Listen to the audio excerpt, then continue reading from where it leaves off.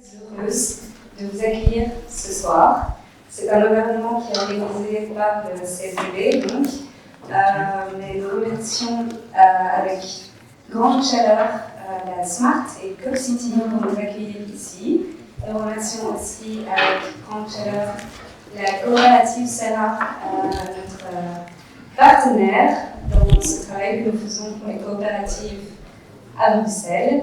Et je tiens aussi énormément à remercier toutes les personnes qui s'activent en ce moment, donc Maryse, Réna, Emma, Renia, Mary, Luc, et qui travaillent bénévolement pour faire en sorte que nous passions toutes et tous un agréable moment ce soir. Et donc je ne suis pas seule, comme vous le voyez. Je vais bientôt introduire nos invités.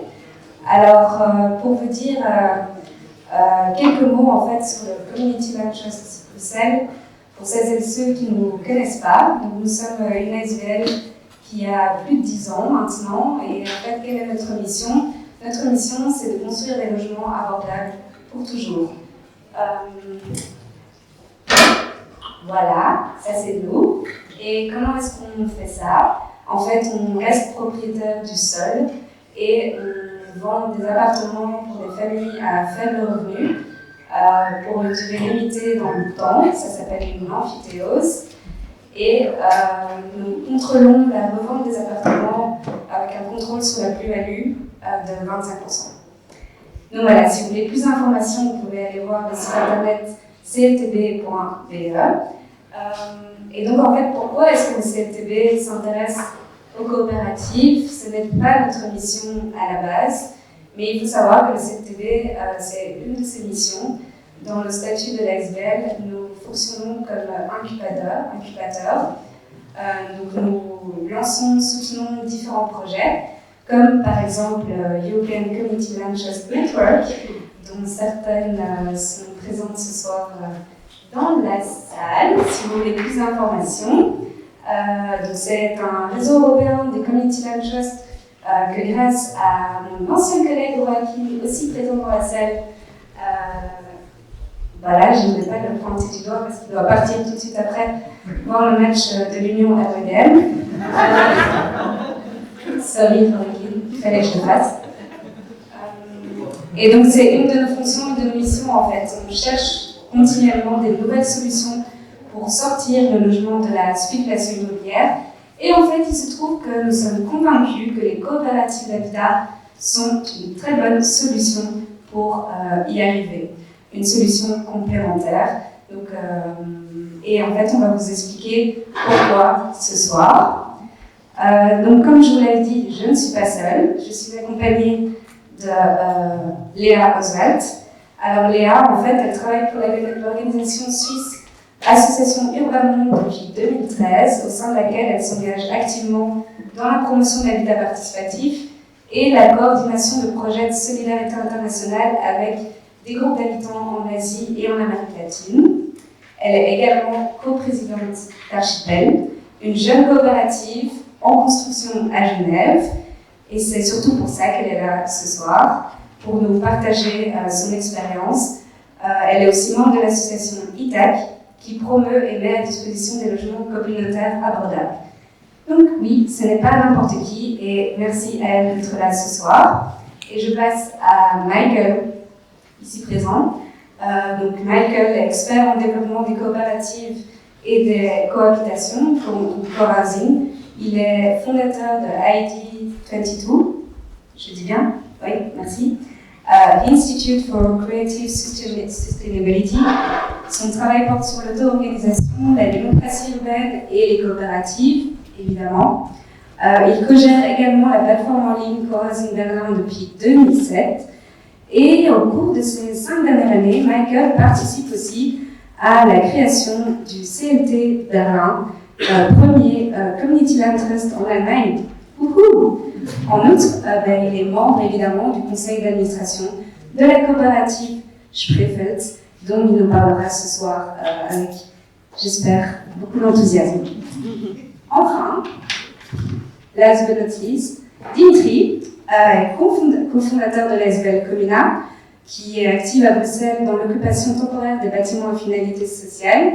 J'insiste, c'est avec sa casquette plus privée qu'il est avec nous ce soir, car avec d'autres personnes, quasi toutes présentes dans la salle aussi, eh bien, il crée une coopérative à Bruxelles. Oui, oui. Donc, c'est un des projets pilotes que nous soutenons dans le cadre de notre travail pour les coopératives. Donc, on a 1h30 ensemble. Ici, au CLTB, on aime bien respecter le timing. Donc, normalement, on devrait s'arrêter à 20h. Vous pourrez rester avec nous, bien évidemment, et profiter du bar et de la belle compagnie que nous avons ce soir. Tous les bénéfices du bar iront en soutien au mouvement habitant Coop BXL, dont plusieurs membres sont là aussi ce soir, évidemment, pour soutenir notre travail pour plus de coopératives à Bruxelles. Et donc, dans un premier temps, avant de faire une pause de 10 minutes, parce qu'on aime bien aussi les pauses, nous aurons vraiment une plongée dans le monde des coopératives avec Dimitri qui crée sa coopérative, Léa en chantier de sa coopérative et Michael qui habite depuis plus de 10 ans dans une coopérative. Donc vous aurez vraiment l'occasion de voir les différentes facettes d'une coopérative. Voilà, ça c'était pour l'introduction. Et maintenant, j'essaie de m'en sortir avec mes feuilles, mais aussi en fait je suis vraiment curieuse et j'aimerais bien savoir qui est là ce soir. Et pour faire ça, je vais vous poser une question, 2 pour être honnête, et si votre réponse est positive, je vais vous inviter à vous lever. Ça va? Oui. All right. Alors, est-ce que vous avez déjà entendu parler des coopératives d'habitat?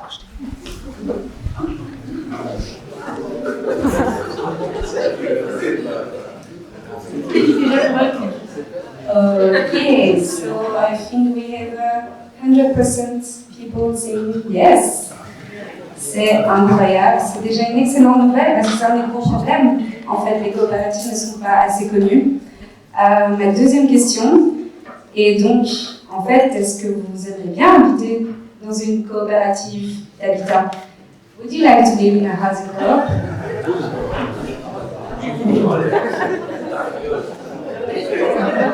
Hey, merci, thank you everyone. So, actually, je pense qu'on peut rentrer à la maison. I think we can go on. Presque tout le monde est convaincu. Mais non, en fait, j'ai vu des personnes qui ne se sont pas levées, donc on a quand même un petit peu de travail à faire. Je vais... Bon, là j'ai vu que presque tout le monde connaît les coopératives, mais je vais quand même prendre un petit peu de temps pour expliquer, en fait, c'est quoi les bases d'une coopérative. Donc nous, bruxelloises, si vous êtes tous bruxellois et bruxelloises, on va dire que oui. Quelles sont nos options pour nous loger à Bruxelles? Donc soit on loue sur différentes formes de marché, soit on achète. À Bruxelles, nous avons 40% de propriétaires et 60% de locataires. Voilà nos options pour nous loger à Bruxelles. Et en fait, les coopératives, elles viennent offrir une alternative. Dans une coopérative, qu'est-ce qui se passe? On va dire que moi, je suis habitant d'une coopérative et donc je suis propriétaire de la coopérative. Donc j'ai acheté des parts dans la coopérative et donc je suis propriétaire de ces parts. En étant propriétaire de ces parts, j'ai accès à un logement. Tant que je suis coopératrice, propriétaire de parts dans la coopérative, je peux rester habiter dans ce logement. Chaque mois, je verse une contribution, un loyer à la coopérative qui représente les coûts réels d'exploitation du bâtiment. Et en cela, je contribue à l'équilibre financier de la coopérative à moindre coût. En tout cas, un coût que je comprends et qui est en deçà, si tout va bien, du marché. Mais c'est la coopérative qui est propriétaire du bâtiment. Je ne suis pas propriétaire des briques. C'est une société coopérative à laquelle je participe de manière démocratique qui gère le bâtiment. Et donc, en ça, on peut dire que la coopérative, elle vient créer un autre modèle de logement. C'est pour ça qu'on parle d'une autre voie de se loger. Et donc, à Bruxelles, avec le 40-60%, si par exemple, comme à Zurich, il y a 30%, n'est-ce pas, de logements, 20-25, de logements en coopérative, j'aime toujours exagérer, eh ben, peut-être qu'il n'y aurait pas 40% de propriétaires, mais 20% de propriétaires et 55 ou 50% de locataires à Bruxelles. Les coopératives pourraient offrir une nouvelle place. Amsterdam, il vise 10%, Genève vise aussi 10% de logements en coopérative. D'autres villes européennes suivent le mouvement. Et à Caen, pour Bruxelles, nous voulons plus de coopératives. Et c'est pour ça que nous sommes là ce soir.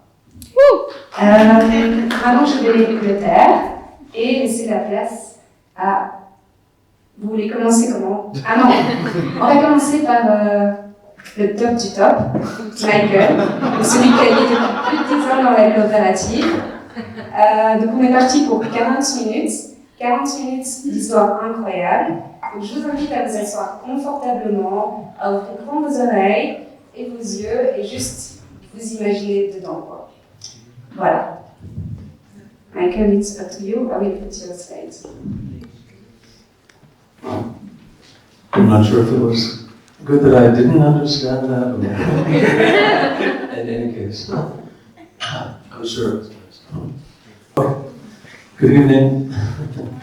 Start again. Hello? Yes.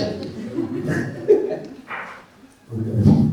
All right, nice to see so many people in the room interested in housing cooperatives or maybe already having some work with them. I start off with the title Participatory Housing. It's not going to be an academic discussion, but there's this big word, participatory housing. So for me, that's where it starts. People can participate. They're invited to participate. Okay, do I ask you to change to the next slide, or can I do that? Yes, you can. Please, next slide. So, my history with Brussels goes back about 15 years, and I see Gert standing in the back of the room from the Community Land Trust. Before the Land Trust was started, we wrote a book, Co-Housing Culture, so I have spent a lot of my life looking at community housing and collaborative housing. In this book, we included the project L'Espoir before the Land Trust was started. So that was... So, yeah, what do? I work with community housing and cooperative housing, and my organization does educational work and publications. And we found some of this inspiration in Brussels in the last year with L'Espoir. Okay, the next slide, please. And in this book, Co-Housing Inclusive, and this is going back 6 or 7 years, we included the Community Land Trust of Brussels after it was created as an explanation, because the Community Land Trust in Brussels was an inspiration for us in Berlin to start a Community Land Trust model. Okay, next. And finally, the current book is, which you can download, it's an open access book, online, social, ecological, cooperative housing. In this case, I'm sorry, we don't have Brussels included, but German cities, so Germany, Austria, Switzerland. How are we dealing with the climate crisis and the housing crisis? Okay, next slide.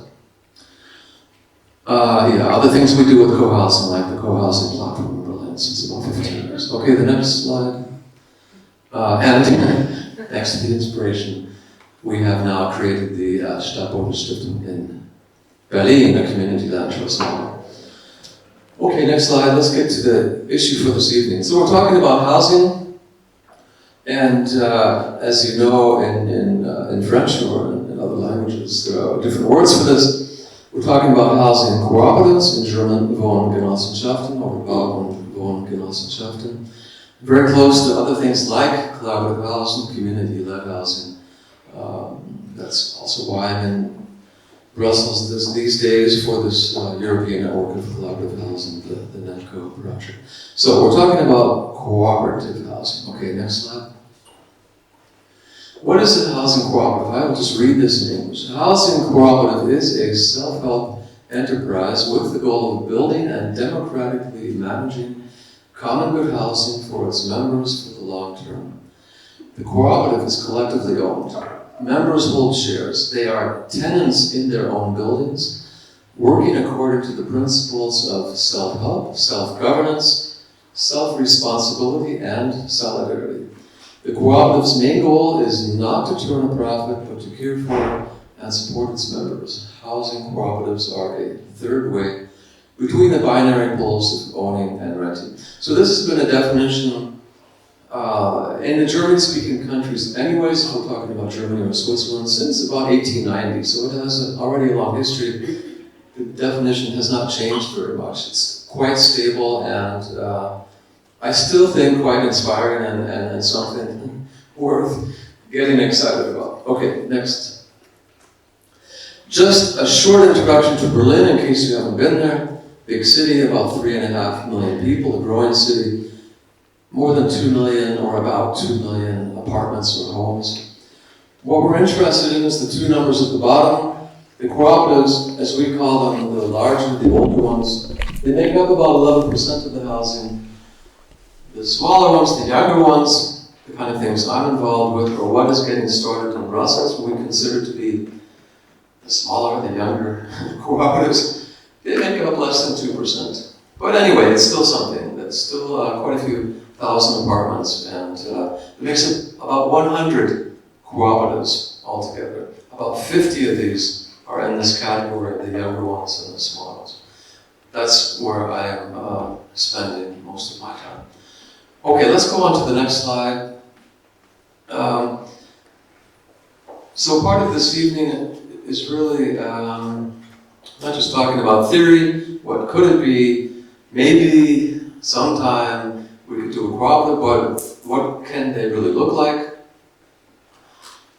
We have about 100 cooperatives in Berlin. This is one of them, the Spreefeld. I've been connected with this since 2011 and living and working there since 2014. So 10 years of experience living and working there, and a few years before that involved in the planning and development. This is downtown Berlin. It's hard to imagine today, Berlin is a different city than it was 10 or 12 years ago. Berlin has gentrified virtually overnight. This project was possible without any government subsidies by more or less average people. The land is affordable, the construction is affordable. It's not possible now without subsidies, not in downtown Berlin. But anyway, it's a special project. And I will tell you just a bit about how it is organized and how it is working. Anyway, what you see are the three buildings. That's this new Spreefeld neighborhood. Okay, the next slide, please. A very significant thing is that it's not only people living there. Yes, it is a housing cooperative. That is the most important part of our Satzung, our statutes, providing our members with affordable and sustainable housing for the long term. That's the main goal. But also very important for us is providing places for people to work, providing places for people to have meetings or organize events, not only the people who live and work there, but for other people from the city. So things like daycare, office spaces, workshops, gardens, and things like that. And this is one of the larger community spaces. So it expresses one of the important ideas of our cooperative. It's a place where many people can live or can work, but it's part of the city. It's not a gated community. It is inviting other people to come there every day or every night to do things, to meet, cook, eat, organize events, work in the gardens, etc. Okay, next slide, please. So working in the garden is a big part of it. We decided, and it was possible to not build any parking garage or any parking places for cars, part of the sustainability. It's a very urban, very dense neighborhood, downtown Berlin. But because we don't have any parking spaces for cars, we have a lot of space for gardens. And we work with the concept of what we like to call the edible or the productive landscape. So it's not just pretty green, it should be a productive green. This is what it looked like 4 or 5 years ago. So now we have trees and bushes and we're getting food from the gardens. Okay, the next one. And I use this image to show that, so this is part of my particular group, people that I live close to it. I use this slide to show that in this project we say we like to maximize the opportunities for participation. Nobody really has to do anything. The idea of a cooperative like this, people are invited to help plan, to help manage, even to help build. And so in this case, you can see the people that I'm living with, we had the opportunity to help plan, and in some ways to help build or to help finish our own community spaces. This was in 2012, 2013. Okay, next slide, please. The most important part of it for me, and I suspect for most people in what we can call community housing, is what can be called sharing. It's just that simple. Cooking and eating together is one of the most important things that we can do as humans. And I would say a successful community project or a successful cooperative project allows for this, or encourages, or gives you nice spaces. It makes it possible to enjoy cooking and eating together, which we do quite a bit. So this is, again, people from my particular group, a sub-project, a community in the cooperative, in our community kitchen. Okay, the next. I think this was my birthday. Some of the highlights, yeah, so finished 2014, about 65 apartments. That means about 140 people who live there. A special part of it is this idea of, we call ourselves a Wohngemeinschaft, a residential community. There's a modern term, cluster apartments, which I don't like, but it's basically a shared flat or shared housing, meaning we have our private smaller apartments, we have a community kitchen, community living room, community bathtub. We share a lot of things like cars and tools and vacuum cleaners and a lot of other things.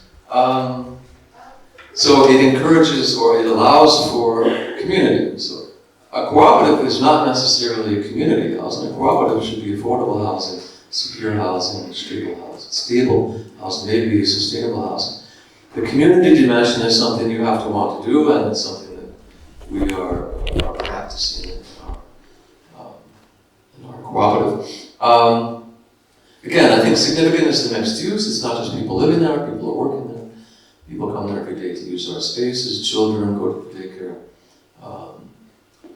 Very significant, again, this was possible 13 years ago without government support. Cities change. I know a project like this is not possible in Brussels either without support. So that's part of the challenge. It is possible, but it's an extra degree of the challenge, getting access to land and financing. But you've got experts in the room who know how to do that. Okay, next slide. I think that could be it. That's it.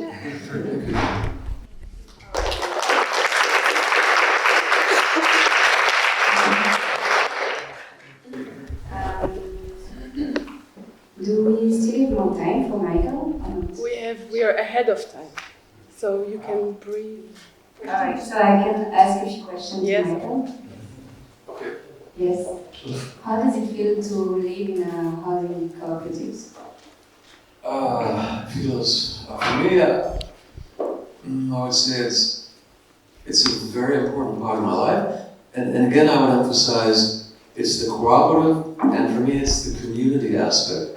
So again, a cooperative is not necessarily exactly the same as community housing. So the combination is for me quite significant. I have a cooperative, that means it's stable. I like the idea, it's my political idea, or my thinking about ownership is that the collective ownership is the best. I enjoy being part of the cooperative movement in Berlin. And very special for me is having this group of people as my neighbors, so cooking and eating together and being able to share that. So it's a very important part of my life. So no regrets? Sorry? No regrets? No regrets. No, I really mean that. Alright, I see that you raise your hand, but we have a time later to ask together. So I heard you saying that you choose housing cooperative for the collective ownership model. Is there other reason or why this model of collective ownership is so important to you? I could spend a few hours trying to answer that. I would recommend looking at our book, Social Ecological Cooperative Housing, because my answers to that question, or my answers to the people that I work with, and the projects and experts we work with are summarized in that book. There are many explanations, but I come back to the questions that I was asking at the beginning in my presentation. How do we deal with the crisis of housing, and how do we deal with the crisis of the climate sustainability? And I believe that there are many potentials or many possibilities in this combination of the cooperative model with this idea of community of sharing, so for social reasons and for ecological reasons. And for me, it's I'm convinced that it's good for me, and I think the cooperative movement has a lot of potential to demonstrate more hope or more solutions for these crises. So, great. And do you think that Spreefeld had an impact on Berlin? That's a good question. And so we're talking about the significance or the impact of what could be called model projects, so special projects. I mean, we visited some of these yesterday, like we go to the Calico project in Brussels.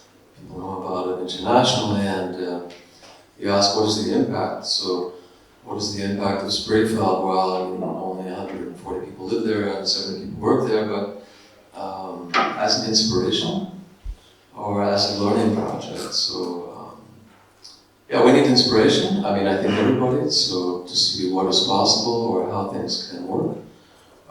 So, many people come to look at us for this practice of community housing or cooperative housing.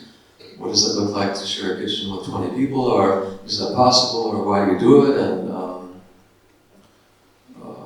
is that something crazy? So it's a learning project, and that's, I see that it's not just me, I enjoy my life, but I see people need projects to go to and learn from. So I would say, yes, it has an impact, not on the city because it's big or anything, but that's the potential of a special project. Amazing. Thank you for coming to us to share about your Spreefeld experience. Not everybody has a chance to go to Berlin, and thanks for sharing. We will pass on to Léa, I think, to tell us about her cooperative. Je passe au français. Sorry, Michael, but I think you know everything about the Swiss housing cooperative. I put a lot of pictures. Donc on m'a demandé, c'est pas une mince affaire de parler des coopératives d'habitation suisse. C'est un modèle quand même, on se voit très complexe. Et oui, en Suisse, c'est pas qu'un îlot fiscal qui abrite tous les multimillionnaires et milliardaires de la Terre, mais c'est aussi un pays où vivent des gens qui passent par les mêmes problèmes pour trouver un logement, en particulier dans les grands centres urbains. Alors c'est intéressant parce que Hélène, avant tu disais qu'il y avait 60% de locataires à Bruxelles, c'est ça? Et en Suisse, le même pourcentage, je me suis dit qu'on est un pays de locataires. Et c'est aussi certainement pour ça qu'il y a un modèle comme les coopératives d'habitation qui a pu se développer de telle manière. Donc c'est un modèle qui est très présent, surtout dans les centres urbains. On a parlé de Zurich avant, c'est toujours le modèle, on se réfère souvent à la ville de Zurich qui abrite le plus grand nombre de coopératives d'habitation en Suisse. On en trouve aussi dans d'autres villes. Et donc les coopératives, alors je ne vais peut-être pas répondre à tout ce qu'on dit, c'est des coopératives d'habitation. Mais c'est un modèle en Suisse qui permet effectivement d'accéder à du logement abordable et de qualité, qui permet aussi de sortir le logement de la spéculation, c'est ce qui certainement l'aspect le plus intéressant. En plus d'offrir la possibilité de développer des pratiques communautaires, comme le mentionnait. Donc elle ne s'est pas non plus donnée à toutes les coopératives, puisqu'on va voir dans la présentation qu'il y a une multitude de types de coopératives en Suisse. Et quand on parle de coopératives, on ne parle pas forcément d'un seul édifice, immeuble. Très souvent, les plus anciennes coopératives, qui remontent effectivement à la fin du XXe siècle, à la fin du XIXe siècle, elles comptent de nombreux édifices. Je crois que c'est autour de... il va y en avoir une centaine à Zurich. Je ne suis pas sûre, mais en tout cas, ça représente 2000 logements. Donc c'est des chiffres assez importants pour une seule coopérative, mais on va revenir là-dessus plus tard. Donc en Suisse, effectivement, aujourd'hui, on est confronté au même problème que partout, c'est-à-dire qu'il y a eu une inflation, une pénurie de logements, une augmentation des loyers. Dans des centres urbains comme Genève, la densité est grande, on compte aussi une augmentation de la population. Ça devient de nouveau très compliqué en ce moment de trouver des logements abordables. Ça a toujours été un problème assez présent dans ce canton. Et donc moi, personnellement, je viens de Genève. Je suis basée à Genève. Alors, je ne viens pas de Genève à la base, mais ça fait plus de 15 ans maintenant que je vis à Genève. Et vous allez voir comment je suis tombée sur le modèle des coopératives d'habitation comme une solution. Alors, on l'a déjà évoqué avant, effectivement, c'est une troisième voie entre la location et la propriété privée. Ça permet aux habitants de devenir des acteurs de leur logement, de prendre possession de leur immeuble de manière à aussi planifier, participer dans tout le processus de planification de l'immeuble, des espaces. Et c'est ce qui est aussi intéressant dans ces projets qu'on va voir, qui sont plus participatifs, dans la réflexion autour des espaces communs, la mutualisation des espaces, de la vie commune et des aménagements extérieurs. On n'est pas que sur le bâtiment, mais aussi sur une réflexion au niveau du quartier. Aujourd'hui, à Genève, il y a un grand effort qui est fait sur la construction par l'éco-quartier. Ils sont en train de densifier de manière générale le canton. Donc on réfléchit à comment reconstruire les quartiers et en intégrant directement les futurs habitants dans la réflexion de comment ils vont vivre dans ce quartier, quel type d'activité économique ils veulent développer, quel type d'activité commune et collective ils veulent mettre en place. Donc ça c'est un aspect assez intéressant en ce moment en Suisse. Pour les aspects très pratiques, donc en Suisse il faut avoir un groupe de minimum de 7 personnes qui se mettent ensemble et qui forment une coopérative légalement. Donc c'est une société coopérative en termes juridiques, qui est régie par cette loi qui est formulée au niveau national, fédéral. On a aussi de l'autre côté le droit du bail qui va régir la relation entre le coopérateur, la coopératrice et la coopérative. Mais à la base, les membres deviennent sociétaires de la coopérative en d'une part payant une cotisation de membre et de l'autre part en achetant une part sociale, donc on devient une sorte d'actionnaire, on dit plutôt sociétaire. Et plus tard, au moment d'emménager dans le logement, on va devenir aussi locataire, c'est-à-dire qu'on va louer, en fait, on va utiliser l'espace qu'on a construit avec la coopérative. Les coopératives, donc, elles travaillent dans un seul but, c'est pour apporter du logement abordable à ses membres, c'est son but premier. Et elle va défendre des valeurs qui sont assez fortement aussi ancrées en Suisse dans son ADN historique fédéral, disons, et ça je pense qu'en Belgique on peut voir aussi des similarités, mais c'est un pays qui est fortement décentralisé avec un gouvernement national, mais des gouvernements cantonaux et des gouvernements municipaux, communaux qui ont une très forte autonomie. Donc la possibilité de développer un projet de coopérative va beaucoup dépendre de ces différents échelons politiques dans le pays. Ça, on va revenir aussi plus tard. Mais de manière générale, donc, dans notre tradition de démocratie directe, dont on parle beaucoup en ce moment, il me semble, tout autour de l'Europe, il y a aussi cette idée de solidarité, d'entraide, et de remettre entre les mains de la population la gestion de son habitat. Donc en devenant membre, on est décisionnaire. On est un membre, on a le droit de vote. Donc on va décider aussi de ce qu'on fait de la coopérative. Ce qui est plus intéressant que d'être un simple locataire, C'est-à-dire qu'on a beaucoup plus de pouvoir sur ce qu'on va mettre dans les statuts de la coopérative qui vont avoir presque un pouvoir plus important que le droit du bail qu'on va appliquer dans les relations entre le locataire et la coopérative, enfin le membre et la coopérative. Donc juste quelques chiffres, j'ai mis quelques photos, j'espère que je réponds à la demande. Mais globalement, alors oui, ce qui est aussi particulier en Suisse, donc la coopérative d'habitation, c'est une sorte de logement social. Donc c'est un acteur aux côtés d'autres acteurs qui vont développer du logement social et abordable, donc qui rentrent dans la catégorie des maîtres d'ouvrage d'utilité publique, un terme un peu barbare, mais en tout cas, ça regroupe une variété d'acteurs, notamment aussi des fondations immobilières publiques, qui font du logement social aux côtés des pouvoirs publics, donc des municipalités et des cantons. Généralement, c'est les municipalités plutôt. Donc, quand je dis 180 000 logements en Suisse, sur le modèle de la coopérative d'habitation, c'est pas tout à fait juste. En fait, c'est 180 000 logements construits par des maîtres d'ouvrage d'utilité publique. Obtenir des statistiques au niveau national concernant uniquement les coopératives d'habitation en Suisse, c'est très très compliqué. Là, je vous ai mis ce chiffre-là.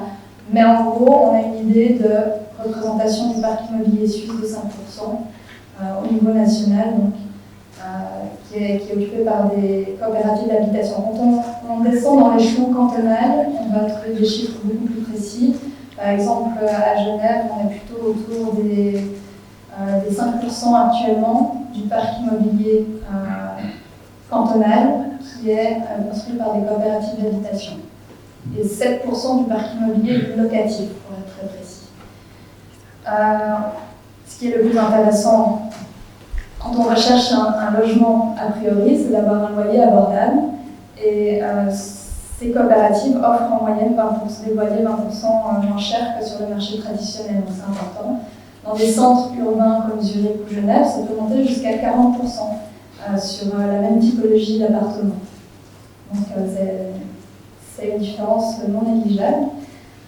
Voilà, ce n'est pas que du logement abordable dont on parle, c'est aussi une qualité de vie et le fait que les habitants vont justement pouvoir participer tout au cours de la planification du projet et ensuite de la gestion, parce que ça ne s'arrête pas au moment de la construction. L'implication des habitants va être très importante tout au long de la vie d'un bâtiment. C'est un modèle qui offre des possibilités vraiment très intéressantes en termes d'innovation et de créativité. Aujourd'hui, on travaille souvent, en parlant des coopératives d'habitation participative, avec des architectes et des bureaux d'architectes ou des ingénieurs qui sont aussi très sensibles à des questions plutôt environnementales, écologiques, et qui vont vraiment chercher des solutions pour répondre aux besoins et aux demandes des habitants qui vont mettre ces valeurs-là en amont. Donc on va trouver une variété de possibilités de construction qui sont bien entendu conditionnées par les capacités financières qui sont aussi liées au plafonnement que va imposer par exemple un canton. Vu que c'est du logement social, on ne va pas pouvoir dépasser un certain prix de construction. Je vais vous en parler après concernant la coopérative. On voulait construire en bois, on n'a pas pu, tout simplement parce que les prix ont augmenté et le projet est passé. Et à ce niveau-là, il n'y a pas d'outil actuellement de soutien pour développer ça. Donc voilà, je vous ai mis quelques photos pour représenter aussi la vie de ces coopératives et l'idée de mutualisation. Donc la plupart du temps, dans ces coopératives, on va mettre un accent très particulier sur les espaces communs, sur des salles communes, sur les espaces occupés autour des appartements. Et là aussi, il y a une créativité assez intéressante. Vous allez le voir aussi dans mon projet parce qu'on construit des clusters. Peut-être vous avez entendu parler des clusters. C'est une typologie d'appartements en fait, qui ressemble un peu à une colocation, mais qui permet aussi de respecter la vie privée intime des personnes, tout en y ajoutant des espaces communs à l'intérieur de cette vie commune. Et ça, c'est un modèle qui s'est passablement développé ces 10 dernières années en Suisse. Donc là, je vous ai juste mis quelques exemples de coopératives à Genève. Certains les connaissent. Donc voilà, ça c'est la plus ancienne, et c'est intéressant de la mentionner, c'est la SCHG. D'ailleurs, c'est avec elle qu'on travaille sur notre projet, ça je vais aussi y revenir après. Mais c'est la plus ancienne, donc vous voyez, 1919, fondée au début du XXe siècle, et qui compte 2000 logements qui sont répartis dans plus de 90 immeubles aujourd'hui. C'est un acteur économique important. On ne le catégorise pas, par contre, parmi les coopératives participatives, parce que c'est devenu plutôt un promoteur immobilier qui construit. Une fois que c'est construit, les gens entrent. On ne va pas forcément réfléchir aux espaces communs comme le font les petites coopératives participatives. Alors, dans les coopératives participatives, j'aime bien toujours mentionner la SIGU, et c'est important de le mentionner, ils viennent de remporter le prix mondial de l'habitat, la médaille d'argent, qui reconnaît ce modèle novateur pour les étudiants. C'est-à-dire, moi je suis arrivée à Genève, il y a une quinzaine d'années, et j'ai commencé par vivre à la SIGU, parce que je venais d'une ville où le problème du prix du loyer ne se posait pas du tout. J'arrive à Genève et j'avais aussi des moyens très limités, et c'est la solution qui m'a permis en fait de rester à Genève. Donc, moi, je suis très reconnaissante, et c'était la manière pour moi de découvrir ce que c'était une coopérative d'habitation. De vivre avec des gens avec qui on a formé une association une fois qu'on est sorti du logement, pour maintenant avoir formé la coopérative dans laquelle on va vivre d'ici 2 ans. Donc eux aussi, ils ont des projets. Je vous invite à aller consulter leur site internet qui est vraiment très inspirant. Équilibre, je pense que certaines personnes dans la salle connaissent. Qui est une coopérative participative justement à plus petite échelle, mais qui construit beaucoup de bâtiments et qui a mis en avant vraiment cette volonté alors très radicale en fait d'aller vers une vie beaucoup plus sobre et plus écologique, aussi au niveau de la gestion des eaux, etc. Je ne vais pas rentrer dans les détails, mais c'est aussi un projet très intéressant. Les écoquartiers que j'ai déjà évoqués avant. Et alors là, vous voyez que c'est quand même des étendues importantes. Là, on parle sur l'image, je pense que c'est l'écoquartier des Vergers de Manon. Si ça vous intéresse, dans ma présentation, je vais signer les liens des différentes coopératives qui étaient impliquées dans ce projet-là. Donc voilà, moi je suis membre d'une primo-coopérative. Les primo-coopératives font partie d'un plan de soutien du canton de Genève qui cherche à soutenir le développement des coopératives d'habitation nouvelles. C'est-à-dire que jusqu'à maintenant, les coopératives financières avaient beaucoup de pouvoir et étaient les principales bénéficiaires des terrains pour pouvoir construire des nouveaux logements. Pour une nouvelle coopérative qui se forme avec un nouveau groupe d'habitants qui n'a pas de moyens financiers, c'est très compliqué. On n'a pas le capital initial pour lancer un concours d'architecture, tout le processus qui précède en fait la construction d'un bâtiment, et aussi la confiance des autorités publiques. Donc ils ont mis en place ce système de primo-coopérative, et l'idée c'est de lier une primo-coopérative avec une plus ancienne. Donc ma primo-coopérative Archipel travaille en fait dans un consortium avec la SCHG, que vous avez vu avant, qui est la plus ancienne coopérative de Genève, qui nous appuie, qui nous coach, qui nous a même soutenu financièrement quand on avait des problèmes, et en tout cas pour avancer l'argent, qu'on rembourse par la suite. Donc ça c'est un modèle vraiment très intéressant et qui est en train de sortir de terre en ce moment. Plusieurs primo-coopératives construisent en ce moment à Genève, et je pense que c'est spécifique au canton de Genève et de Vaud. Voilà, vous voyez les objectifs que se sont fixés les autorités cantonales.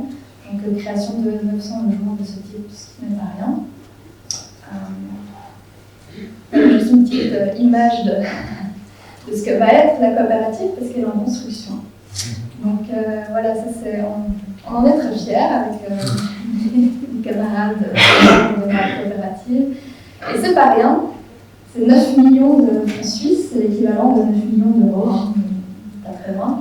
Je vous ai mis en petit le plan de financement parce que c'est intéressant de voir la complexité pour financer un tel projet.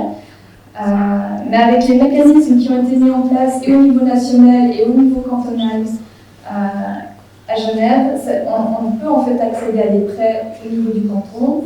On a la Fédération nationale des coopératives d'habitation suisse qui nous met à disposition un prêt.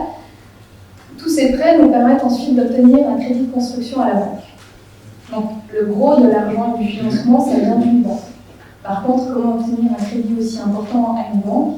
Eh bien, c'est parce qu'il y a toutes les garanties derrière que nous sont offertes par les autorités publiques, notamment. Les parts sociales représentent dans le plan de financement 462 000 francs. Pour l'instant, on a dû mettre 62 000 de nos poches et 400 000 francs nous ont été prêtés en amont par le canton pour rembourser à l'entrée des personnes dans les appartements. Donc voilà, 19 logements, on a une trentaine de personnes actuellement, et une typologie assez particulière. Là, vous voyez où ça se situe dans le quartier, donc c'est toute une barre à 6 à 5. On ne se fait pas tout seul, il n'y a pas seulement la SAG à nos côtés, mais il y a aussi des promoteurs privés avec qui on doit négocier et collaborer. Donc ce n'est pas quelque chose d'évident pour une nouvelle coopérative non plus, de devoir négocier avec des promoteurs privés dont le but est de construire le plus vite possible et pas forcément avec la meilleure qualité. Donc voilà, il y a une forte valeur participative qui nous caractérise. On le voit ici, je vous ai mis quelques photos de nos moments de travail en groupe. C'est beaucoup de réunions, beaucoup d'heures de réunions, de travail avec les architectes, etc., pour leur amener nos idées. Donc, nous, on va vraiment les orienter par rapport à nos besoins et nos envies, et eux vont nous faire des propositions qu'on va valider, modifier, etc. Donc, c'est beaucoup d'allers-retours. En même temps, il faut respecter le cadre légal, ce qui nous est imposé par les autorités, etc. C'est un travail très long. On a commencé le projet, on l'a lancé en 2017 et il devrait voir le jour en 2025. Donc là, on a commencé la construction, on y est presque. Et c'est beaucoup d'années d'investissement. Voilà. Vous avez mis encore d'autres petits, juste pour vous dire qu'il y a des coopératives partout dans le monde et c'est lié plutôt à mon travail, à la future dans le monde. Mais pour vous dire qu'il y a 3 millions de coopératives d'habitation dans le monde, c'est quelque chose qui existe partout, qui se fait partout et qui est une solution vraiment très efficace pour le logement abordable et de qualité. Voilà, je n'ai pas le temps de rentrer, on va répondre à toutes ces questions un peu plus tard. Merci.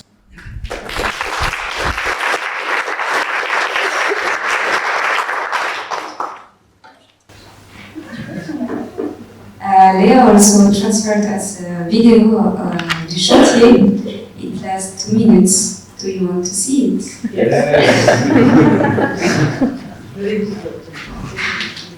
On va commencer à faire bon, il devait commencer aujourd'hui, je pense qu'ils commenceront lundi à faire la dalle, coffrage de dalle sur sous-sol. Donc là aujourd'hui on arrive, donc c'est toujours un peu en escalier. Donc première étape, deuxième étape à 6. Donc là déjà les murs, on continue les murs à côté, mais on continue toujours en fait en escalier pour voilà, avoir un avancement sur la totalité qui permette aussi une sécurité, voilà, de ne pas avoir 3-4 étages d'avance d'un côté.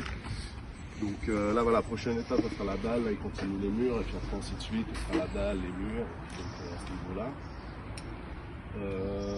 Donc bon, là maintenant au niveau de la rampe, je ne sais pas si vous aviez aussi un peu suivi toutes ces discussions, enfin si vous étiez un peu au courant, donc bon, là maintenant enfin on a trouvé une validation avec l'OCT. Voilà, ouais, parce qu'il y avait entre l'autorisation qui avait été validée, mais qu'après coup la ville est revenue, ils n'ont pas validé en fait ce qui avait été convenu dans l'autorisation. Voilà. Ça joue, on a suivre au niveau de l'avancement et puis pas mettre en retard voilà, le bâtiment voisin.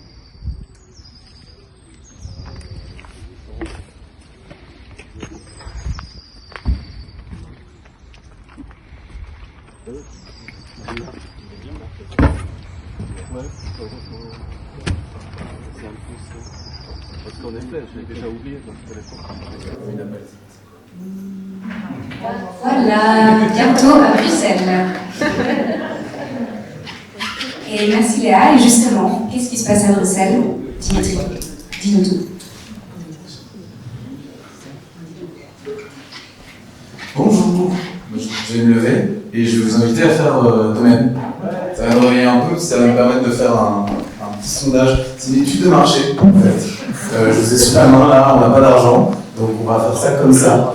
En fait, Hélène m'a piqué l'idée, on a co-eu l'idée ensemble, mais chacun de notre côté. Et malheureusement, elle passait avant moi. Donc, je vais faire quelque chose de très similaire, mais heureusement, on n'a pas posé les mêmes questions. Donc, ça va nous permettre. Alors, vous pouvez répondre honnêtement ou pas. Ok, c'est juste pour avoir votre attention, pour bouger un peu. Et puis après, moi, je déroule 10 minutes et vous allez m'écouter. Je vais vous poser des questions. Si la réponse est oui, vous pouvez rester debout. Okay. Si la réponse est non, vous pouvez vous asseoir. C'est pas grave, c'est pas une punition. Je vais essayer d'avoir un effet à la fin. Peut-être ça va marcher, peut-être pas. C'est ma première fois, soyez indulgents. Est-ce que vous vivez à Bruxelles? Si la réponse est oui, vous restez debout. Si la réponse est non, vous vous asseyez. Ok, pas mal. il y a du monde. Est-ce que vous êtes locataire? Si la réponse est oui, vous restez debout. Si la réponse est non, voilà, vous vous asseyez. Ok, pas mal, déjà. Est-ce que, là ça commence à devenir un peu tricky, est-ce que vos revenus sont compris dans une fourchette entre 2500 et 3500 euros bruts mensuels? Si la réponse est oui, vous restez debout. Si la réponse est non, vous vous asseyez. Brut. On n'a pas besoin de fiche de paye pour le moment, ça. Ok. Est-ce que vous avez l'impression de payer votre logement actuel trop cher? Si la réponse est oui. Ah non, si vous avez... Pardon, c'est l'inverse, ça l'est fait à la fin. Si vous avez l'impression de payer votre logement actuel à un bon prix, si la réponse est oui, vous restez debout. Si la réponse est non, vous vous asseyez. Alors, si vous êtes déjà assis, vous restez assis. Il n'y a pas de... On reprend pas les gens. Donc tout le monde est content de se loyer. Ouais. J'ai perdu. Si vous êtes content du prix que vous payez, vous restez debout. Sinon, vous vous asseyez. Ah ok, donc il y a des gens qui ont des très bons plans. Si vous avez un bon plan à Bruxelles, vous vous asseyez. Je me suis emmêlé les pinceaux, mais ça a plus ou moins marché. C'est lui qui a gagné. On a un grand gagnant. Ok. Grosso modo, je viens de pas du tout respecter ce que j'avais dit, ça a complètement foiré, mais ça nous a plus ou moins donné une idée de... Vous pouvez vous asseoir, hein, pardon. Ouais, merci. On va... Enfin, après, si vous voulez rester debout pendant la présentation, vous n'avez pas de problème. Vous avez un peu une idée des gens qu'on vise à... Enfin, de ce qu'on veut cibler, et je viens de me rendre compte que j'ai complètement oublié une question qui était fondamentale. Je vais la retravailler, on va pas la refaire, je vais la retravailler par la suite. La question que je devais poser, parce que c'est important, c'est est-ce que vous avez suffisamment de capital pour acheter à Bruxelles? Normalement, tout le monde était censé s'asseoir si vous êtes locataire, mais a priori, peut-être qu'il y aurait eu de braves et des braves valeureuses et valeureux. Moi, je vais vous parler d'une potentielle nouvelle coopérative, nouvelle plateforme de logement coopératif à Bruxelles, là maintenant, qui est mon projet. Voilà, c'est la raison pour laquelle je suis là, parce que je n'ai pas l'expérience ni de Léa ni de Michael, mais que ce projet participe à la recherche-action qui est menée par Serra et le CLTV, et j'aimerais en profiter pour remercier Hélène pour son invitation, Kiert pour tout son travail, et Serra également, avec Liv qui est dans la pièce. Voilà. Parce que de base, moi je ne devais pas être là, j'ai rien à vous raconter sur l'expérience coopérative, étant donné que je ne fais moi-même pas partie d'un logement coopératif, puisqu'on est en train de construire. Voilà. On peut passer au premier slide. Alors, pourquoi ce serait pas nous? Il y a plusieurs problèmes au fait que ce soit pas nous. Donc là, vous voyez les 4 qui composent pour le moment cette magnifique coopérative qui existe mais en devenir. Et j'aimerais vous raconter une histoire qui va un peu à rebours de ce qu'on vous raconte habituellement, les Belges, la brique dans le ventre, tout ça. Moi, j'aimerais comparer la propriété individuelle, spécialement à Bruxelles, à un rêve américain frites. Il faut le manger vraiment tout de suite quand on l'a acheté à la boucherie, parce que si vous attendez quelques jours, ça risque de mal se passer. Voilà. Ça aussi, c'est une blague en rodage. Je suis pas sûr que je vais la réutiliser dans la suite, mais voilà, n'hésitez pas à rire, c'est pas mal. Non, plus sérieusement, on nous a toujours répété qu'il fallait acheter, et qu'il fallait acheter le plus vite possible, et puis qu'il fallait acheter le plus possible. C'était toujours un bon investissement, c'était jamais une galère. Je sais pas vous, mais moi j'ai plusieurs amis et amies pour qui ça a été une galère réelle. Ça a entraîné des burn-out, des faillites personnelles, des séparations, des tromperies, enfin, tout ça. Donc non, la propriété individuelle, c'est pas tellement la panacée que ça. Enfin, c'est comme l'américain, quoi. Si vous pouvez aller vous l'acheter dans une bonne boucherie, il n'y a aucun problème. Par contre, si la boucherie a un petit problème de chaîne du froid parce que vous n'avez pas les bêtes, ça risque de poser problème directement. Donc si vous avez du capital, aucun stress. Propriété individuelle, c'est finger in the nose. Si vous n'en avez pas, là c'est plus ennuyant. Donc ça c'est ce que j'appelle les désillusions du propriétariat. Mais moi ce que je veux, je ne veux pas spécialement être propriétaire, ce que je recherche moi, c'est la stabilité, la sécurité. Je vais pouvoir m'installer quelque part et me dire, je vais passer ma vie là-bas, je peux transformer le mur en bruyère, personne ne va m'engueuler, j'aurai pas besoin de replafonner derrière, ce sera pas un problème. Et puis, de toute façon, je fais ce que je veux, c'est chez moi. Et puis moi, j'ai pas non plus envie de louer. Dans ma tête, il y a marqué louer égale pigeon. Je donne mon argent à quelqu'un que je connais pas, je soutiens son style de vie, c'est pas ma famille, enfin voilà. Pourquoi est-ce que je fais ça? Je ne sais pas, parce que je suis obligé, en fait. Je sais pas si ça résonne avec vous ou pas. Et finalement, j'aimerais, et là ça prend trop longtemps donc je vais y aller un peu plus rapidement que ça, j'aimerais souligner un paradoxe dont Michael a parlé, dont Léa a parlé, qui est, donc la propriété individuelle, c'est un peu le paroxysme du capitalisme. Hein. C'est genre, on découpe les choses pour qu'elles appartiennent à des gens, pour qu'après ils puissent les monnayer contre du capital. C'est genre la définition de base. Sans découpage de propriété, il n'y a pas de capitalisme. Si on ne sait pas à qui appartient la chose, on ne peut pas la vendre, et donc c'est mort.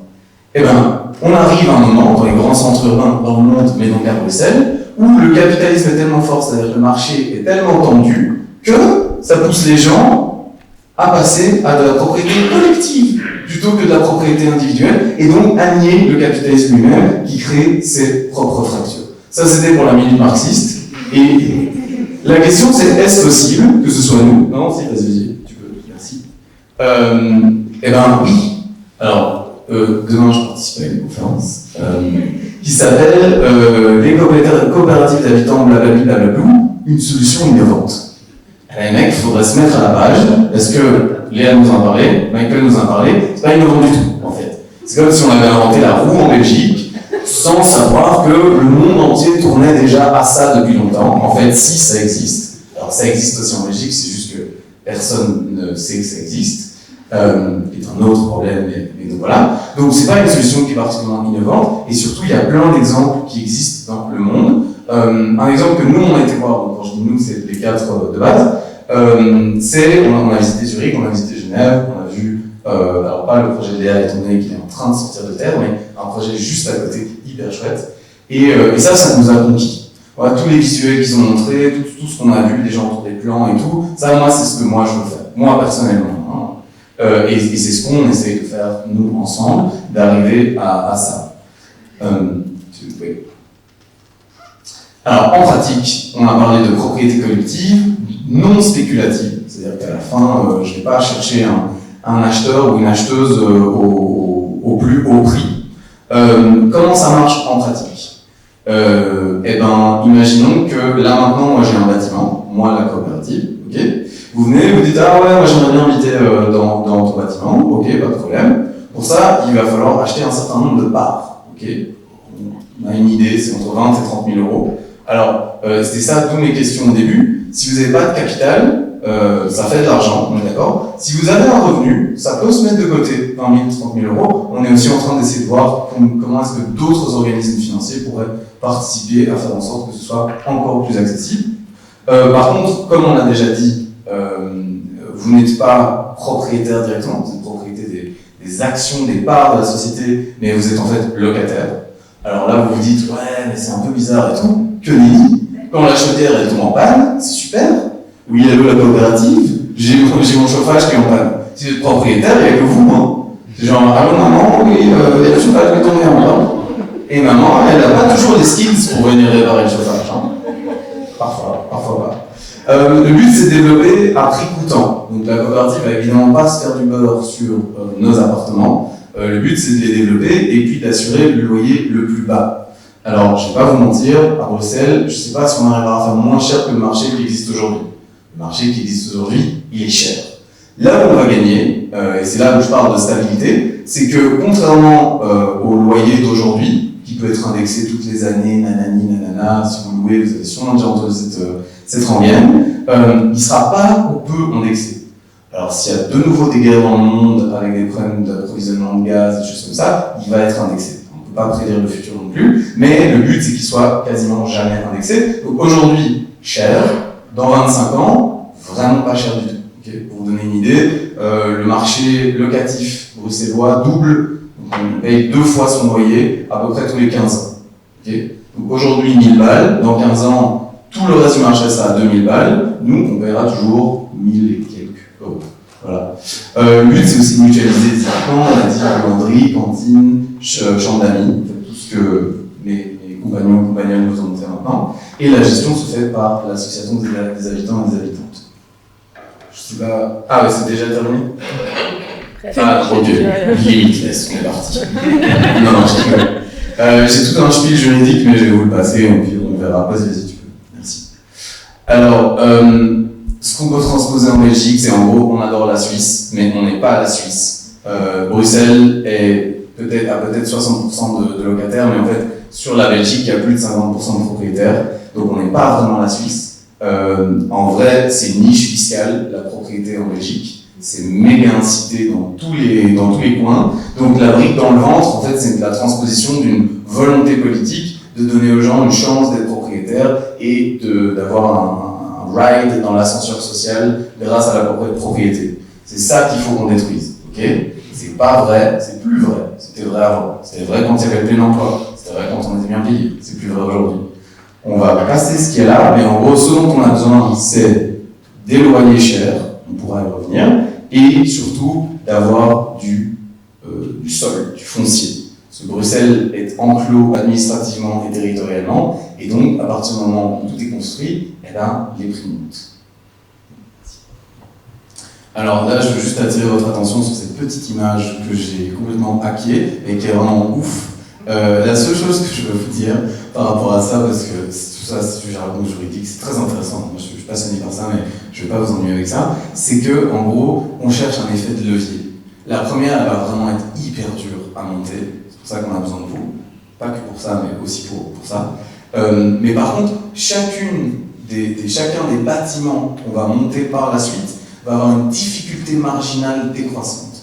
Pourquoi ? Parce qu'on va avoir du capital, et oui, il faut passer par la coopérative, et qu'à chaque fois, pour se financer, elle va pouvoir aller à la banque en disant « Ah non, mais moi c'est bon, hein, j'ai déjà 120 logements là. Ah non, moi c'est bon, j'ai déjà 250 logements. » Et au fur et à mesure, les garanties vont devoir être de moins en moins importantes pour pouvoir se financer. On n'y est pas du tout. Alors, où en est-on ? Donc ça, c'est nous quatre avec le moment où on a créé la coopérative, elle existe. En 2022, on a eu des idées. En 2020, alors là, je me suis dit, je fais un slide en fiction. Ok, ça va bien donner. En 2023, on s'est inspiré, c'est-à-dire qu'on a été à Zurich et à Genève pour voir comment ça se passait là-bas, et on a créé la coopérative à ce moment-là. En 2024, alors je ne sais pas trop ce que j'ai mis derrière la coopération, mais je pense que ce que je suis en train de faire là maintenant compte. Mais plus généralement, ce qu'on essaie de faire, c'est de monter un groupe pour habiter ensemble quelque part à Bruxelles. Les choses ne sont pas plus définies que ça, mais c'est ça l'ADN participatif aussi de la coopérative, c'est que si nous on a monté la coopérative et tout son modèle de fonctionnement, les gens qui vont y habiter, en tout cas dans ce bâtiment-là, ce sera à eux et à elles de déterminer qu'est-ce qu'elles veulent de ce bâtiment. Et en 2025, boum, on construit. Alors vous voyez par l'exemple de Léa que c'est très très optimiste, et je suis en train de terminer. On peut 2 slides ? Ouais. It goes from the pee-pee break, eh? No, I'm joking. Ok, qui est d'accord de pas faire ? Non, j'ai encore 2 slides. Non, j'ai encore une slide. Et c'est ça. Comment est-ce que vous pouvez faire la différence ? Exactement. Alors, vous pouvez devenir sympathisant. Ça coûte 25 €, ça ne mange pas de pain. Ça veut dire que vous nous aimez bien. Voilà, c'est pas obligé. Vous pouvez vous dire, mais ils ont l'air hyper cool, et puis moi j'ai envie d'habiter dans une coopérative à Bruxelles. Et là, vous pouvez devenir membre habitant, c'est formidable. Il va falloir acheter des parts. Vous pouvez aussi vous dire, j'ai plein d'argent et des bâtiments, j'aimerais financer votre projet. Je prends des parts investisseurs et où je vous donne des bâtiments. Quoi qu'il en soit, vous pouvez aller sur www.coba.coop ou bien envoyer un mail à info@coba.coop pour nous rejoindre. On sera aussi, Nina qui est juste là et Sam qui est juste là, attablés là quelque part pour prendre éventuellement des adresses mail, des contacts, vous faire des sourires, partager une bière et vous entendre sur comment vous voulez habiter coopérativement à Bruxelles. Merci beaucoup.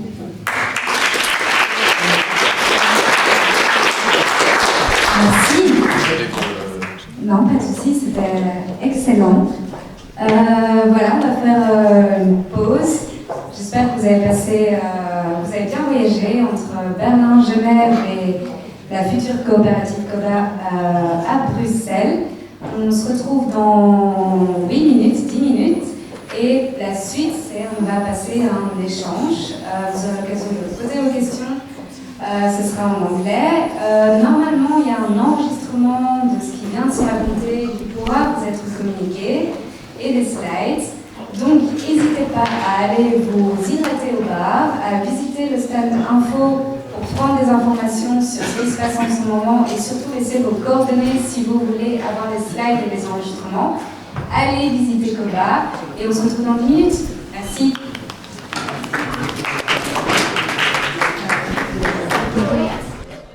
So we'll be together for another 35 minutes, I think. And it will be, I will ask speakers for questions and then we'll open up the floor for your questions. But first, I will speak a bit about the situation in Brussels. So, I had a great time listening to the 100 cooperatives that are present in Berlin and the 150, I believe, that are present in Genève. That's a great, amazing number. In Brussels, we only have one. And I'm just clarifying a bit, otherwise Thomas is going to be mad at me again. We only have one housing cooperative where inhabitants are owners of the cooperatives and share the cooperative and participate in the cooperatives. But actually in Brussels we have also a very long history of housing cooperatives. From more than a century ago, it started with working class cooperatives, so movement of the workers who organized themselves together. In a sense, compete the best ideas to get some land, which is affordable. The government, between the federal government and the local government, offers some subsidies. So for building new cooperative housing or for, in some cases, taking over existing buildings and renewing them, but also for helping people pay for their shares in a housing cooperative. And the new thing is opening up the cooperative possibility to lower income people. So people that would get housing assistance can use the assistance to help pay for their place in the cooperative. So that's a big development.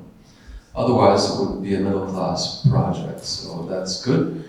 The world is getting, well, it's challenging, but the cooperatives are working together with social housing ideas and housing subsidies. So that's where things are moving now. That's maybe enough for start. Right. Okay, in English. Yeah, so the city and the canton, they play an important role in Switzerland.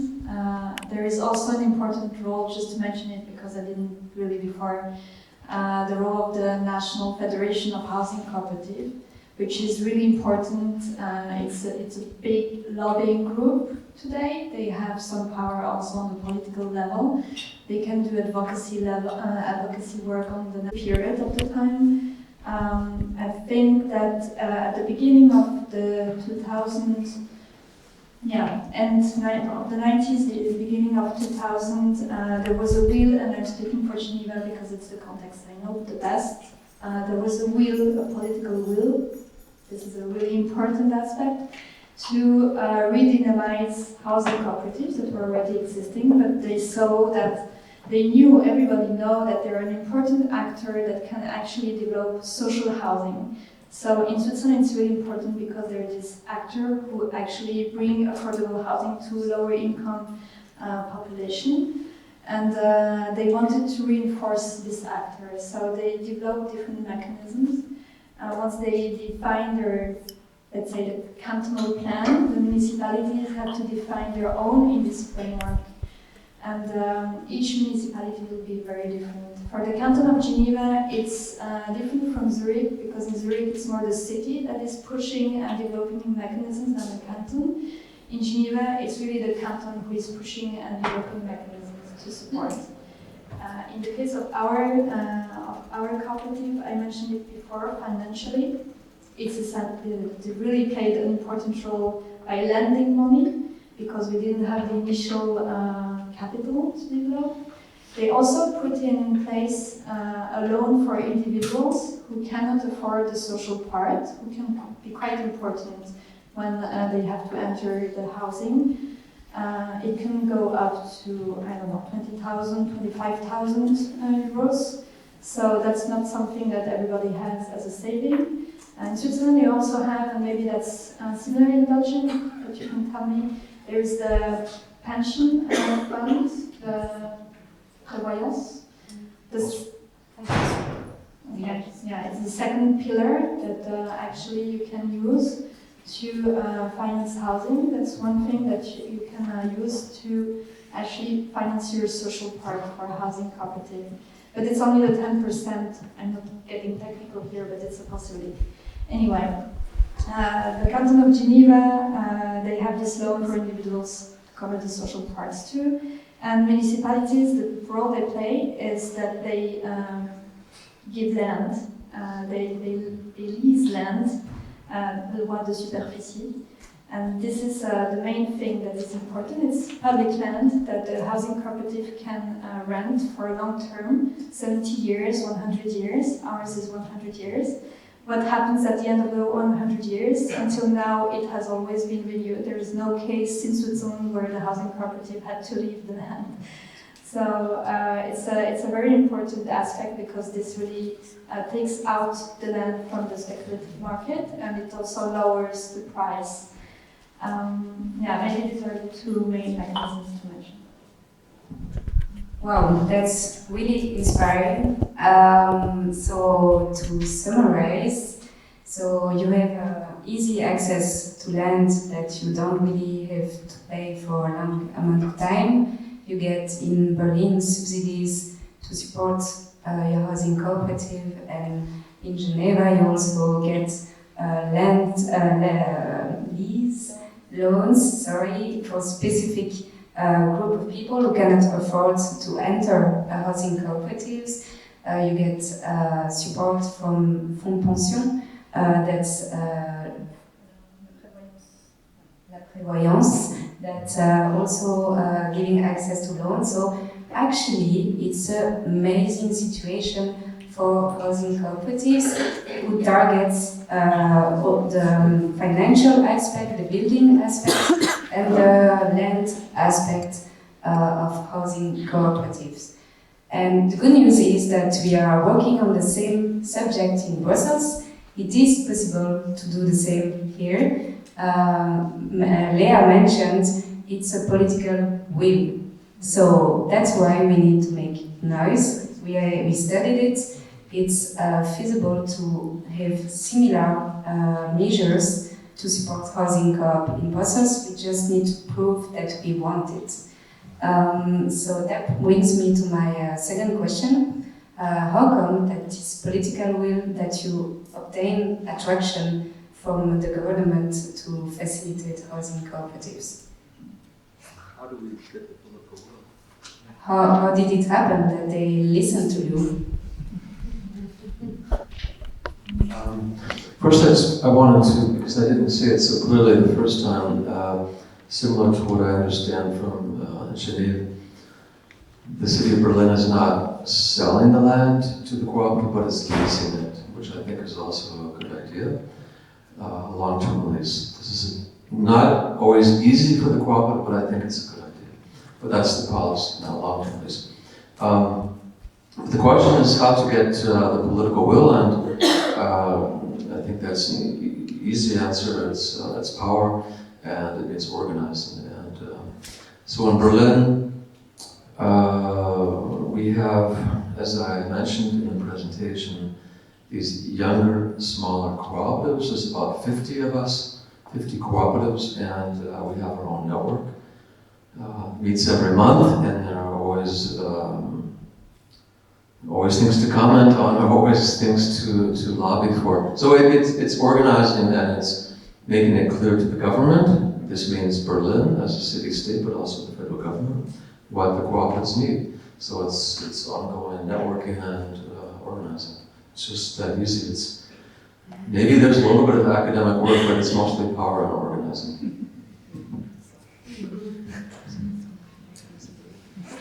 In Switzerland, I think the first thing is that it's a known model that all the politicians know about.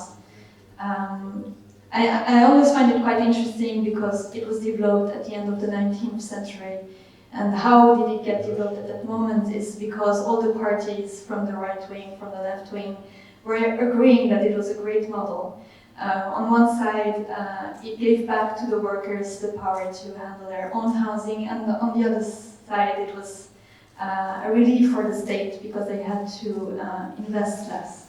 So I think this is still there. So I think politically speaking, all the parties can see an interest.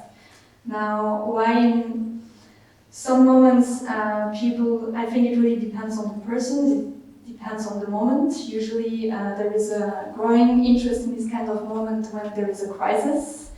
I guess we're in it right now. So people see again that there is a solution, and it's just one solution more than the other that already exists. It's one thing that just comes next to other existing possibilities. And I think in Switzerland it was about that. And as it also comes from the people, of course. I think there was well, in Geneva it's interesting because it comes from the squatters movement from the 80s. The more participatory housing cooperatives that I'm speaking of, not the other ones. And people were occupying spaces, empty spaces at that moment.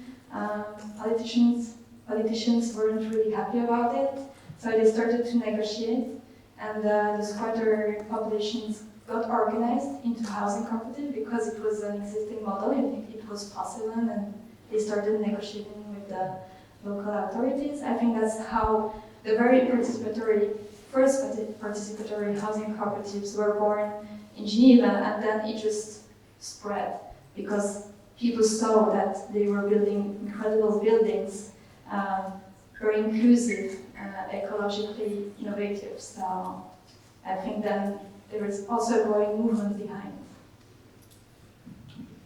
Okay, so we have the ingredients, so organization and get together and take back power. We also have occupying empty building and transforming it into housing cooperative, and convince every sides of politicians, so that then we have great help and support from the government. Of course. I think now is the time, if I can say that, because in a few months right now there will be elections in Brussels for actually every level of power, but the one we're interested in, as in we, the cooperative movement, cooperative coalition movement, is the regional government. And it's been a very long time, I'd say 20 to 25 years, that there is an affordable housing crisis in Brussels. Which means that you still find places, it's just that you can less and less afford these places as time goes on. And that really is the problem. And what we'll end up with, which is very clear, is a model like Paris, where you have the choice of being very wealthy, having capital, or occupying smaller and smaller surfaces. We're talking about a 8 square meter apartment. This is a model for Paris. I don't believe that's what Brussels can look like culturally and historically. And so I think the cooperative solution is definitely not a miracle solution, it has its own problems, but it can be suggested to our politicians and leaders that are elected and are going to be elected as a third way.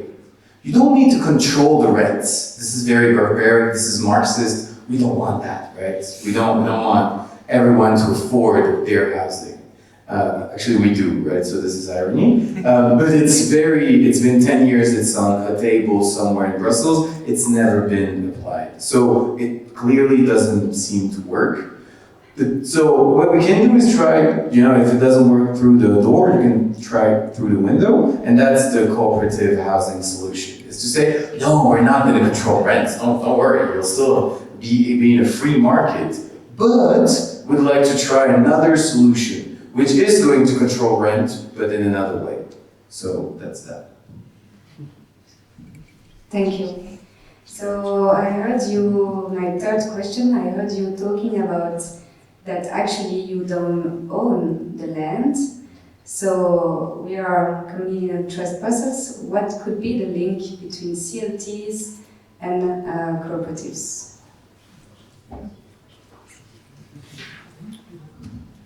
So that's a good question. In Berlin, we already have, anyway, quite a few projects. Maybe it's 15 or 20 where you have the ownership of the land, not with the CLT, but with the land foundation, which is very close to that. We do have the CLT model in Berlin, but we have some very good land foundations since 20 or 30 years, the Stiftung Trias and the Stiftung Mariam. So we have many examples where they have taken over the ownership of the land and the cooperatives own the buildings. So it's, I think, a very nice separation of the responsibility, a way to make the housing a little bit more affordable, and a way to, well, stabilize the cooperative over the long term. But it also brings in extra power or skills. So you have a land foundation that knows a lot about financing and organizing, and it allows the cooperative to focus on what they do best, which is managing housing. So yeah, we have these examples, and I think it's well, it's a good thing if Brussels is moving in this direction. Yeah, it's a very good question. Community land trusts don't exist in Switzerland because maybe we don't need them because of the idea of collective land ownership that is already accepted, and public land that is quite still available. But I think if you explore in Canada, they do already combine housing cooperatives and community land trusts. And actually, somehow the community land trust inspired the housing cooperatives in Switzerland. For one example, in Nakoda, they have now, because I mean, people in Switzerland sometimes they also want to be just owner of their own home. It doesn't work for everybody, and so the housing cooperative developed the ownership by étage, how to say, by floor. They mixed, which is, I mean, not everybody is agreeing with this kind of idea, but it was a bit mixing this idea of community land trust, where you have collective ownership and individual ownership in the same model. And so it just makes me think of that. You can take something from each model and try to combine them, and somehow you will make everybody happy. You can just keep a model that is still anti-speculative and offering affordable housing. All right, thank you. My dear colleague asked me to give the mic to you, but I just want to ask one more question and ask you to answer, if possible, in 1 or 2 sentences. Very motivating question. What's the future of housing cooperative for Europe? How do you see it? How is it going to be? Is it looking good or not good? In 2 sentences. If people are motivated, it's looking very good. Just get organized.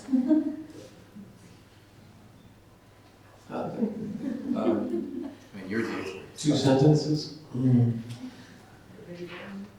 they be long sentences? I say that, well, it's been said, but I repeat it. We are in a new time of crisis. And the cooperative has a lot to offer. The cooperative has a big history, and it is learning again. So the cooperative is changing and learning again. So my answer is, and I don't think I'm just being optimistic, but I say the cooperative has a very strong history, a strong foundation, and is capable now of learning to deal with this current crisis. So I say, yes, the housing cooperatives have a lot to offer us. That's what I wanted to hear. Yeah, Thank you. So now it's up to you. I will ask you, if possible, to be brief in your questions so that everybody has a chance to speak. If you were not able to ask your question, you can drop it in our feedback box and we'll try to answer it. Do I have another thing to say? No, I gave the mic to Hans because she was the first to ask him.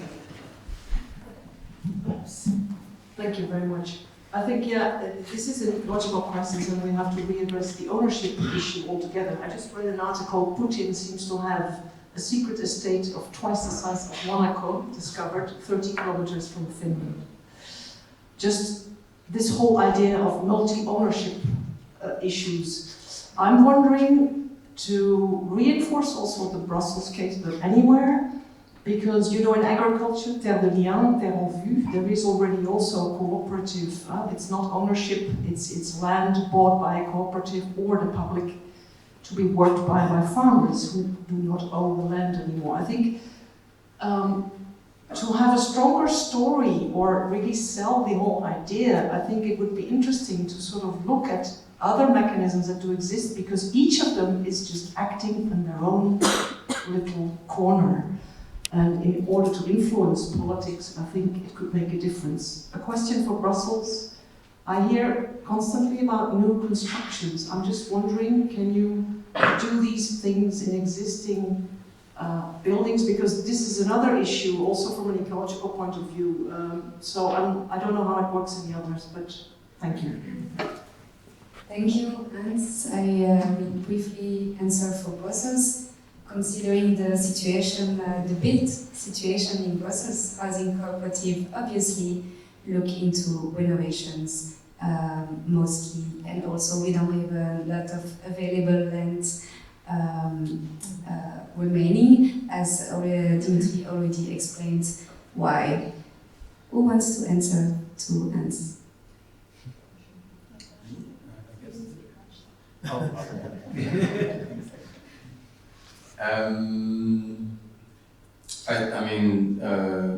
I think your question was self. I'm really, how can you reinforce your story towards politicians to really get together with other mechanisms of like access to land and agriculture that exists in order to reinforce the whole story of what you actually want. You want to get away from this ownership. It's just a kind of an advice, and I'm curious whether this exists also in Geneva or in Berlin in Germany, because they also exist and everybody is in its own corner.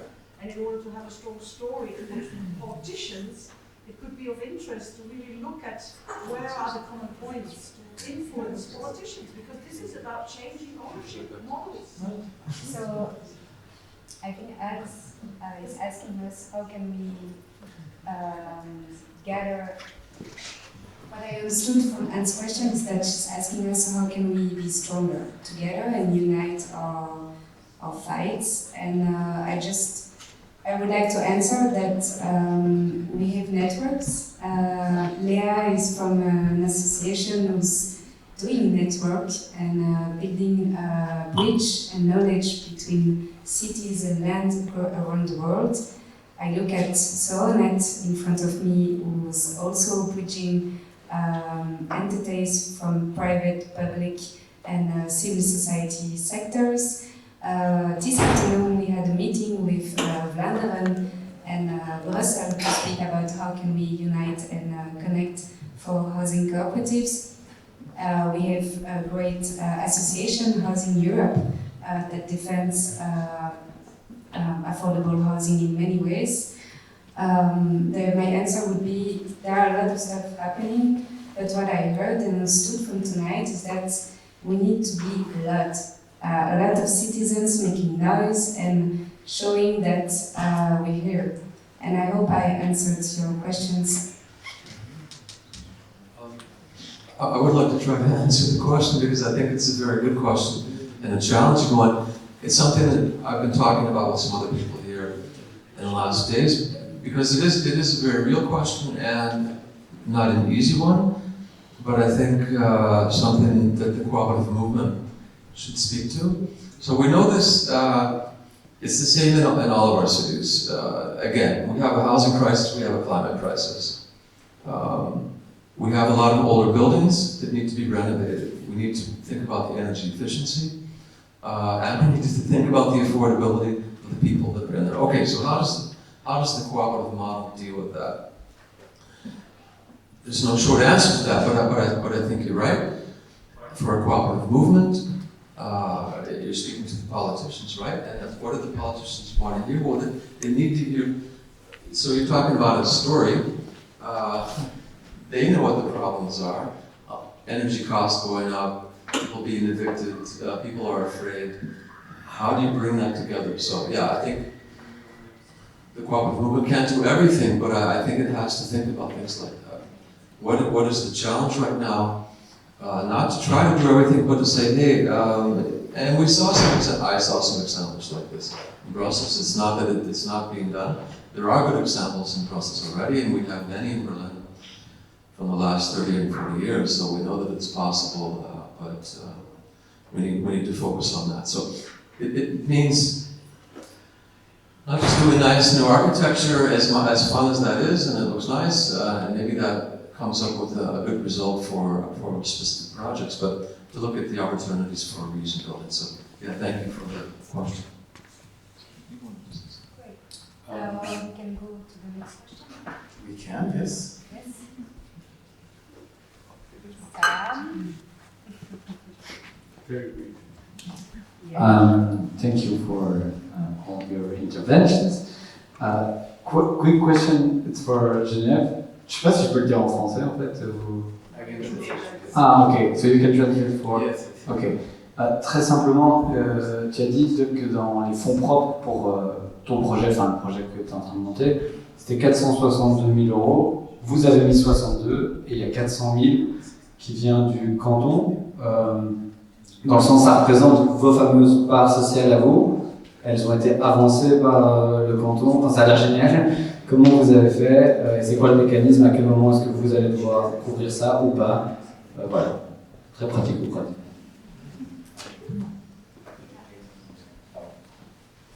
Maybe I answer in English. So.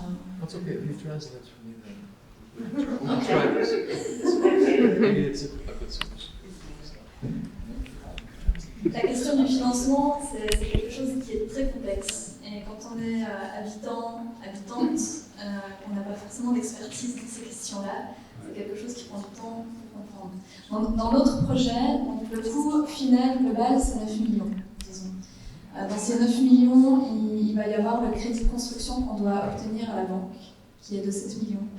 Et tout le reste doit être amené d'une autre manière. On ne peut pas couvrir nous-mêmes ce qui reste. Dans les 462 000 que j'ai mentionnés, pour l'instant, on a mis 62 000 en avance. Et parce qu'on ne pouvait pas mettre les 462 000 en avance à raison de 30 membres de la coopérative. Surtout que les gens ne savent pas encore, c'est un projet qui prend du temps à se développer. Le temps qu'ils le construisent, il y a des personnes qui vont quitter le projet. Donc c'est très compliqué à gérer. Donc, bref, le canton de Genève a mis en place un système de pré-relais, c'est-à-dire qu'il avance, dans notre cas 400 000 francs, qu'il nous prête et que nous on va devoir rembourser à l'entrée des logements. Ça c'est un aspect du montage financier. Le reste, on a reçu un prêt de la Fédération nationale des coopératives d'habitation, qui ont un fonds de roulement qui est alimenté lui-même par les fonds publics nationaux en fait. On a reçu. Je parlais du parking avant, je peux le mentionner là. C'est toute une histoire de négociation entre différents promoteurs. Comme on est dans un consortium avec des promoteurs privés et une autre coopérative, il y a des choses très compliquées à négocier, dont le parking et la rampe de parking. Sous quel immeuble va se situer la rampe de parking? Alors forcément, le nôtre. Ce qui fait que nous, on va perdre de la surface d'activité parce que le rez-de-chaussée, ce sont des arcades d'activité économique que nous, on va devoir gérer en tant que coopérative. Et donc, ça représente un revenu. La rampe, elle nous enlève tout ça. Donc, on a négocié avec les promoteurs privés qui nous ont fait un très gentil don de 600 000 francs. 600 000 euros. Ils n'ont pas eu trop de peine à sortir de leur compte en banque déjà. Donc voilà, ça rentre aussi dans le financement global du projet. Pour faire. Okay, thank you very much, Léa, for your answer, and thank you, Sam, for your question. That was a good question that shows us that there are solutions that exist, and it's precisely what we are asking for our next government in Brussels. So we will finish here. It's getting late. It's 8:15. We said we were finishing at 8. You can drop your question in the box, but I hope you really had a good time, and I wish to see you again, and I also want us to give a big applause to Michael, Léa, and Dimitri for